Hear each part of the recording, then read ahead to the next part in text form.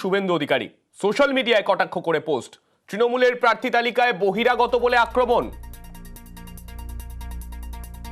আমাদের সঙ্গে রয়েছেন তৃণমূল নেতা জয়প্রকাশ মজুমদার। আমি জয়প্রকাশ বাবুর কাছে যাব। জয়প্রকাশ বাবু, আমরা যখন দেখেছিলাম বিজেপির প্রার্থী তালিকা প্রকাশ হয়েছিল তখন বেশ কিছু ক্যান্ডিডেট নিয়ে তৃণমূলও সরব হয়েছিল যে বহিরাগত ক্যান্ডিডেট বলে, আর এক্ষেত্রেও বিজেপি একই জিনিস করছে, বহিরাগত বলে আক্রমণ করছে তৃণমূল প্রার্থীদের। কি বলবেন?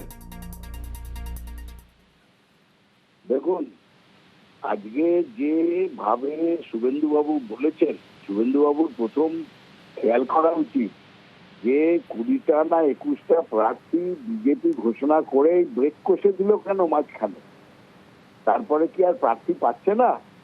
বাদ বাকি 22-23টা আসনে, সেসব আসনে কারা প্রার্থী হবেন?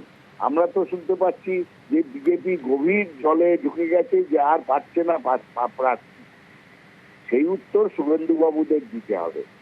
আর এখানে বিজেপির ক্ষেত্রে বিজেপি যতই বলুক না কেন, বাঙালি প্রার্থী আজকে যাদবপুরে যাকে দাঁড় করিয়েছে তিনি তো দিল্লিবাসী, সবাই জানে। তিনি বাংলার সঙ্গে তার কোনো যোগাযোগ নেই, কিন্তু বাঙালি নাম। বিজেপি এর আগেও এরকম অনেক কিছু করেছে। আমার প্রশ্ন অন্য জায়গায়।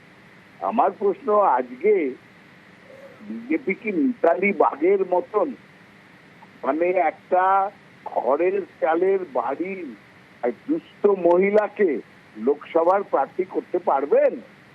তাদের সেই ক্ষমতা আছে? কিংবা তরুণ তুর্কি অল্প বয়সী ছাত্র নেতা দেবাংশু ভট্টাচার্যের মতন ছেলেকে প্রার্থী করে সাহস দেখাতে পারবেন? অনুরূপ প্রশ্নটা এখানে, যে তৃণমূল কংগ্রেসের প্রার্থী তালিকায় যেরকম মহিলা, সংখ্যালঘু, তরুণ এবং প্রবীণ, নবীন এবং প্রবীণের যে সংমিশ্রণ দেখা গেছে, আর তার সঙ্গে দেখা গেছে যে ভারতবর্ষের বিখ্যাত, ভারতবর্ষকে যারা গর্বিত করেছে বা যারা মানুষের মনে ছাপ ফেলেছে, তেমন সব লোকজনদের প্রার্থী করা হয়েছে। বাংলাকেও তারা এগিয়ে নিয়ে যাওয়ার জন্য তারা লড়াই করবেন।